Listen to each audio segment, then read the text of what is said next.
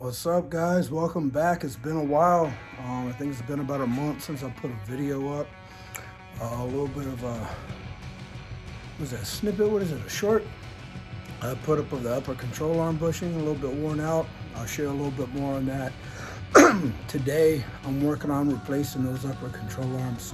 I got the driver's side out already, the one that I think I've got the most clunk coming from. Overall, the bushings don't look too bad. There is some tear in it, which again, like I said, I'll show you. I've been out of the loop for a little bit. I came down with upper respiratory infection. Good old El Paso. We had like some crazy sand dust storms coming through. It knocked me out. I stayed home for like 2 days out of 2 weeks. Been coughing like crazy, hence the voice, and a little bit of the coughing you're going to catch during this video. So I got the car up on jack stands. Always use jack stands. If you work off a jack, you're risking because that jack could leak. But I'll show you what I got done so far, and I'll show you what I'm about to install. And I'm going to try to dial the camber in the best I can based off these OE replacement 034 Motorsport control arms. And this is the upper rear closest to the driver's side. Right, don't look too bad. There is some stress marks. There is a little bit of tear in there. Right, same as that, but it's not completely apart like I thought it would be. And now this is the driver's front side. You can see he's got a little bit more stress on it. Sorry for the lighting. I don't know if you can see it. Same thing over here. Right. So these are out. There we go. These are out. I lined up the new ones. I put the bolt through here. They're slightly in the car right now, but I put the bolt through there, and then the best I could eyeball up the length. Right, made sure this was nice and straight, the best I could get it, from eyeball. Same with this. Put the new control arm next to it, put the bolt through there, and then lengthen it to try to match the best I can from the eyeball. Right, and it's not exact.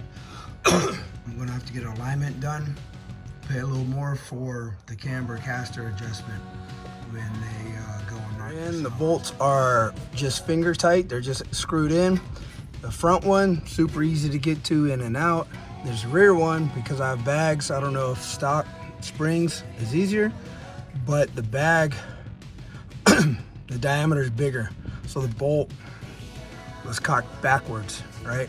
So what I had to do is I had to use the jack. Sorry, all right. Use the jack.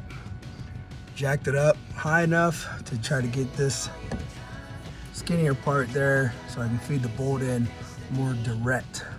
Made things a lot easier. Here's the adjustment points, right? All my big wrenches are in my toolbox, not here. So I get to run up to AutoZone again and buy another tool I already have, so I can make sure these are locked in tight. These are 19 mil. I want to say that one might be a little bit bigger. But these, my 1-inch socket ratchet wrench, my 1-inch wrench did not fit on this, just slightly too big. So now I'm going to let it back down, feed these in. My pinch bolt came out real easy. Luckily, I did use a punch a little bit just to help drive it out some. It was loose. I didn't have to bang it, just to tap it out. And the two control arms came out of there pretty easy as well. So here we go, right? It's jacked up. It's in the uppers position. Got that tight.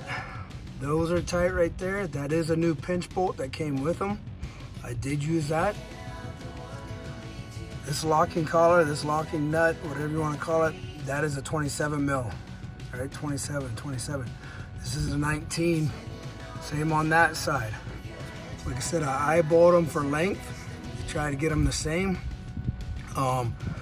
These have a -1.5 camber adjustment. I want to say I didn't even check to see what the positive camber adjustment was, because I always want negative. So when I get it into a shop for an alignment, you said a lot of times they might charge me a little bit more to do that camber adjustment, since OE did not come with them. I've gotten back, sorry man, just got back from AutoZone up right up the street. Luckily there's one like I don't know, half mile from the house, mile from the house. Much easier. So I bought another wrench that I have. Got that tightened up. I'll put another mark on the lower control arm. If this does not fix my knocking, and I don't know what the hell it is. Right, on to the next. But I'll show you this other mark. All right, so that's for the lower control arm. I didn't put one in on the inside. Probably should do that too. Just so I can see if there's been any movement, if the mark is rubbed off. I'm not sure. It sounds like it's coming from the top. That might be worn out is the actual mount that the airbag mounts to and then bolts into the car. If so, then that's a whole nother step that I'll be breaking down on another video to try to chase this. But hopefully what we've got knocked out today, both sides is going to cure it, but also I needed it so I can dial in the camber a little bit more. So here's a nice little discovery, a little treat. Boom. It's not a tumor. Right? Arnold, it's not a tumor. It's a daggone tumor, man. That's what this is. I was leaving the hospital one day. You got a little lip where the cement and concrete meets, and boom. So now I got a little bump. So that's what's causing the vibration up front. Keep checking the driver's side too to see if that. That's where I feel it the most, but I don't see one in there, but I might end up replacing the 2 front tires. And as y'all know, I've already replaced these when I had the wheels. All right, so here's the passenger side rear. As you can tell, there's some tears in that one, right? A little split there, but not as bad as that side. And then the passenger side front doesn't look too bad. You know, a little mark right beginning. And then some stress and wear there. I didn't even check the passenger side when I was chasing this clunk. Here's how I visually lined them up, right? You see how even if I move this straight up, as it comes out the package, it is a little shorter, right? Because I want to say it's sucked all the way in at its shortest length. So you gotta loosen these up, loosen that up, play a little bit to split the threads in between and get this, eyeball it with that. More precise way to do it, probably, but eyeball it, and then in the next week or so get it into the alignment shop. I'll probably drive the white car this week. On Friday I get to go back to Tampa for a little bit, make a little vacay. But I'm gonna dial this in, get this, button it up, took it for a test drive. There's still a little bit of a knot going on. I want to say it kind of almost sounds like motor mounts are knocking because they got worn out probably. There's 112,000 miles on the car, and they just stock motor mounts. So I'll eventually end up putting those in with the 034 that I got like 3 or 4 years ago. I never got around to doing. But those will get put in, and then I'll give it another shakedown, but hopefully I'll get the alignment done shortly. Like I said, I'll probably end up driving the Mark III for this week. So like I'm showing you, super simple pretty much, 16 mil, 19 mil, 22 mil. Raise up the bag if you got bags. If you're on coils or stock, then it shouldn't be too much of a pain. It's pretty simple to do. Put it on jack stands. So I appreciate y'all checking this out, showing some love. Hopefully it helped out a little bit.